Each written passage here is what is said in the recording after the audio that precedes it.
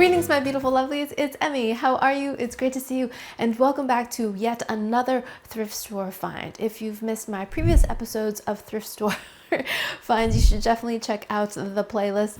I have found all kinds of gadgets, as seen on TV, products that I have found and tested with all kinds of mixed and comical results. But I love finding treasures at the thrift store. I love thrifting, all kinds of wonderful things that I still use today in my kitchen that I have found thrifting. It's a lot of fun. Part adventure, part questioning, wondering, contemplating, imagining where this has been and what it did. But I often find things that are of really great quality, which I appreciate. And my oven is preheated now at 350 degrees because I'm going to be baking a cake, a retro cake from the 1970s or 1950s. We're not really sure the origins of the recipe, but the mixer we know all about. I found a vintage mixer at the thrift store for a whopping $3.99. What a deal. And it was in rough shape. So very dirty. Just absolutely filthy, and I had the best time cleaning it up. I am one of those people that love watching cleaning videos, restoration videos, so this is my opportunity to clean and restore this mixer. But before I bought it, I did find an outlet and plugged it in and knew that it was in working order. It just needed a good detail. So I spent my weekend cleaning it up and had the best time. And let me show you what it looks like. Isn't it lovely? Absolutely lovely. Now, of course, you're seeing this when everything has been cleaned up. I spent many hours on this and it was a lot of fun. So the first thing I did was figure out what this is. This is a Sunbeam Mixmaster, as it says right there. And there used to be a piece of masking tape when I found it that said vintage on it, in case you didn't know, and it was $13, but apparently it did not sell for $13, and it ended up at the thrift store where I got it for $3.99. What a deal. So happy about it. It had all of its pieces, 2 bowls, both whiskers, and the cord, and everything was in working order. So I took it home and spent some time cleaning it. So why don't we cue up the cleaning montage?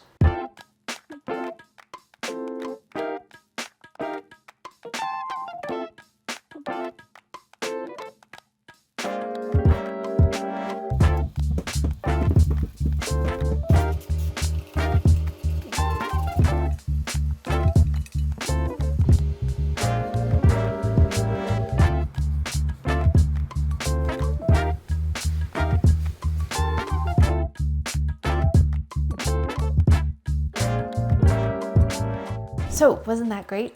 So the product I found that was most useful in terms of cleaning this was Dawn Power Wash, which was really great at cutting grease and getting through all the grime on this. This machine was so grimy. Up here was grimy, the back exhaust was grimy, under here was splattered with ancient batters. It was just absolutely gross. The cord, everything just had a film on it. So I took this all apart so I could clean all the nooks and crannies, remove this plate, took this piece off, got all in there, got all the gunk out. There was some ancient flour in here as well, just absolutely crusty and filmy, which was so much fun to clean.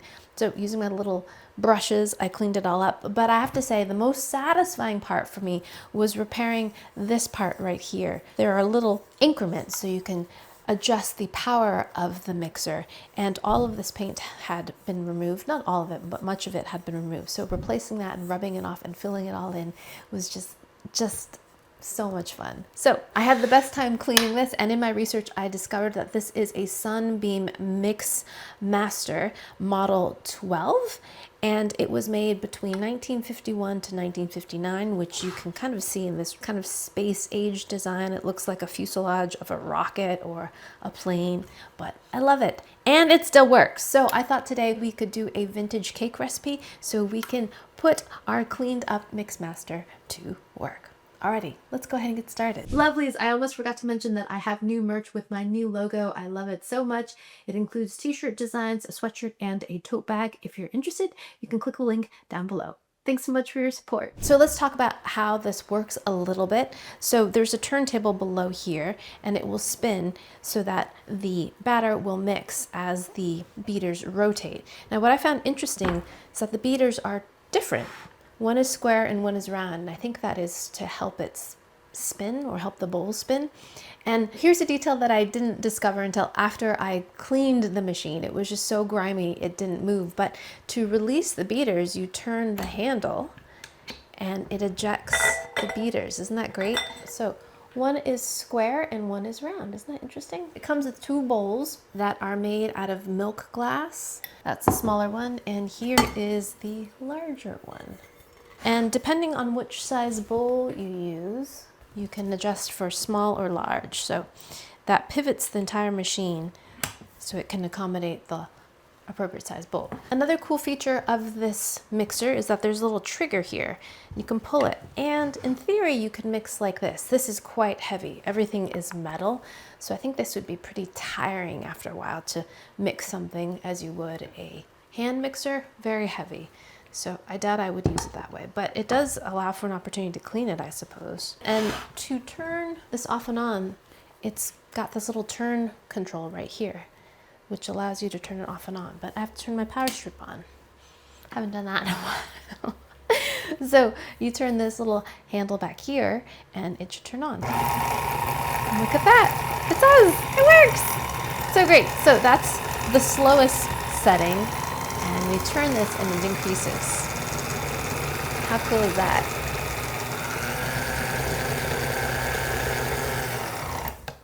Very cool. So let's go ahead and make a retro cake. And what better cake to make than a chocolate cake, my favorite cake.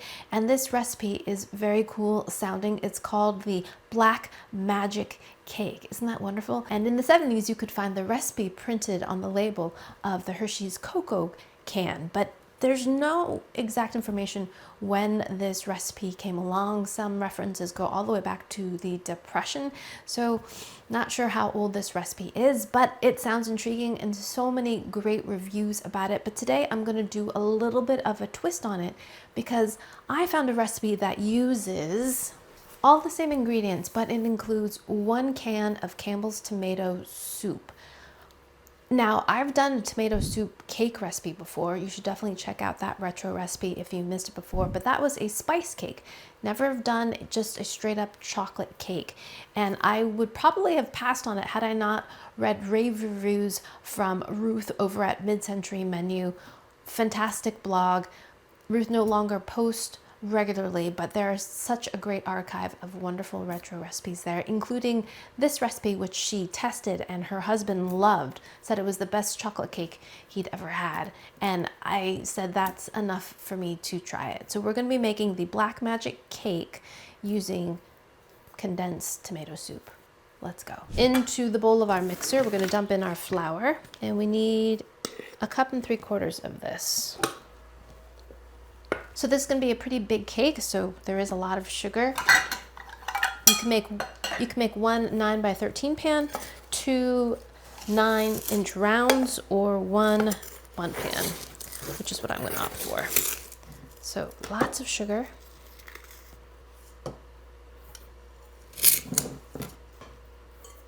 Now we're going to add some cocoa powder to make it a chocolate cake. How much? 3/4 cup. Quite a bit. Do you remember tasting cocoa powder as a kid? I remember tasting cocoa powder as a kid and finding it terribly disappointing. That and vanilla extract. I felt I was lied to. It's like, what? That does not taste like what it smells like. Okay, cocoa powder and baking soda and baking powder. Soda, 2 teaspoons. And powder, 1 teaspoon. And 1 teaspoon of salt. I'm gonna give that a preliminary stir just to break up any lumps. Hopefully it won't go flying. Oh good, no, it's working. Look. Hooray. It's not really breaking up the lumps, is it? So we mixed the dry ingredients. Now we're going to add our wet ingredients. Now the original recipe uses 1 cup of strong coffee, which I can vouch makes for a delicious, delicious chocolate cake. It makes it taste more chocolatey. That bitter, yummy flavor of coffee, it enhances the chocolate flavor. 2 eggs. What else? We've got half a cup of vegetable oil and 1 cup of buttermilk. And that will react with the baking soda and baking powder to make this cake rise. The recipe notes if you don't have buttermilk, you can use soured milk, which is a combination of regular milk and 1 teaspoon of vinegar. Now we're gonna add 1 teaspoon of vanilla. And here's the nutty part, 1 can of tomato soup. Alrighty, here we go. Wow. Now we're gonna mix this on medium speed for 6 minutes. Here we go.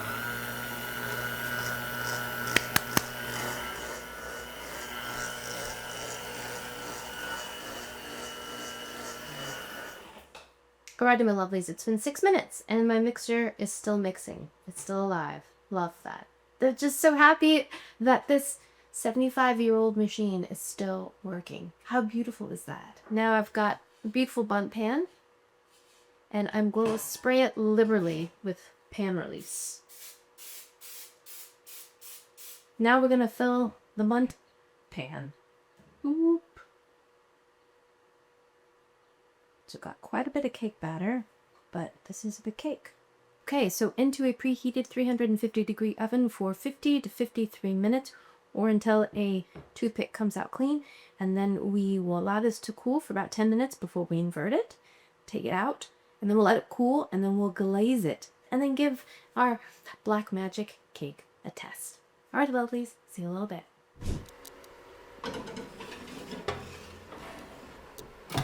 Alrighty, my lovelies, here we are with our baked cake. I baked it for 50 minutes, let it cool for about 10 or 15 minutes on a rack before inverting it, and it came out beautifully.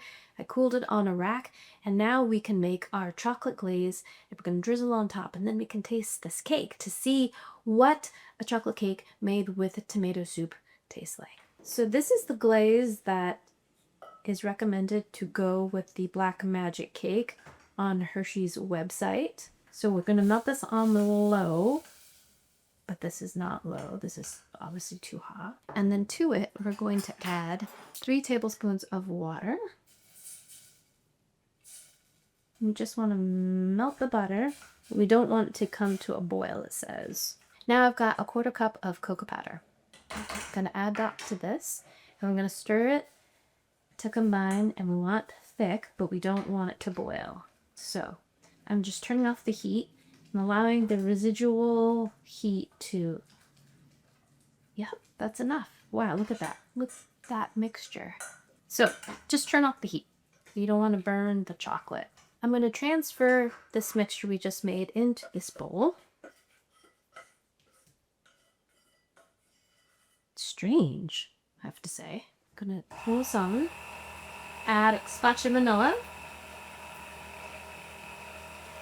and then our powdered sugar. 1/4 cup at a time. There's 3, 4, and 5. And look, it's turning in. It looks pretty thick. So I'm gonna add a little bit more water. It says to add a 1/2 tablespoon of water at a time. Okay. I think we're at a good spreadable, pourable. Yeah, that's good. All right. Thank you, mixer. You did great. Now we have our beautiful cake, and now I'm going to pour this over the top. Ooh, look at that. Drizzle our cake with this beautiful icing.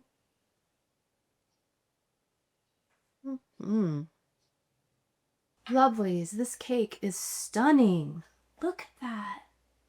I love how the icing kind of ribbons on and then it's just glossy and shiny. but you still see some of the cake beneath it. It's so beautiful. All right, let's cut this. Woo! Almost hate to do it. So beautiful. Slices beautifully. Should use a knife and not the slicer, but my goodness. Look at that. Oh my. Beautiful cake. Moment of truth. Let's see what this tastes like and if it tastes at all like tomato soup. So very curious. All right, I want to make sure I get a bite with the icing. Here we go. Itadakimasu.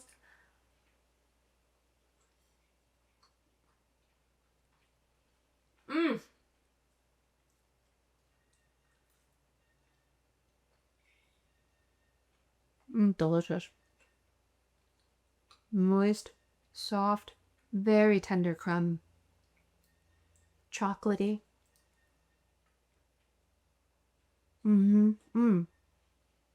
It's so tender and moist. Fantastic. And not at all tomato soupy. I don't taste any tomato soup whatsoever. None. Zero. None. No savoriness, no nothing. No tanginess. Just chocolate cake goodness. The icing is fantastic. Sweet and chocolatey. I love that the cake also feels decadent and festive without being overly sweet or cloyingly sweet. It's just the perfect little balance of sweet chocolate cake. Very good chocolate cake. And in my opinion, quintessential chocolate cake. Just chocolate cake at its best. No added crazy toppings or nuts or no frills. Just really, really simple, lovely chocolate cake. Love it. It reminded me of a chocolate sheet cake. Like that with a nice little icing on top.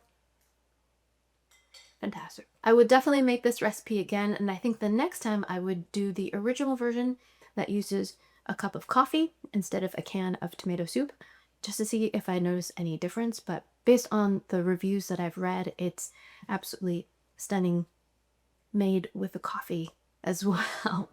I only saw one account of it made with tomato soup, which got rave reviews as well. So yeah, I also recommend the can of tomato soup for novelty's sake and just because it's delicious. But my curiosity is definitely piqued with the coffee version, so I will try that one next. But fantastic recipe. I don't even think you need a mixer to make it. You could just whisk everything together, just whisk it for a long while. Bundt pan is a beautiful presentation, but you could also make this as a stacked cake or as a 9x13 rectangular cake as well. And it was all put together with this beautiful 75-year-old mixer that still works. Just needed some cleaning love. Makes me so sneaking happy. Yes. Thanks, Mix Master. And big thanks to you for watching. I hope you enjoyed that one. I hope you learned something. Please share this video with your friends. Follow me on social media. Like this video. Subscribe. And I shall see you in the next one. Toodaloo. Take care. Bye.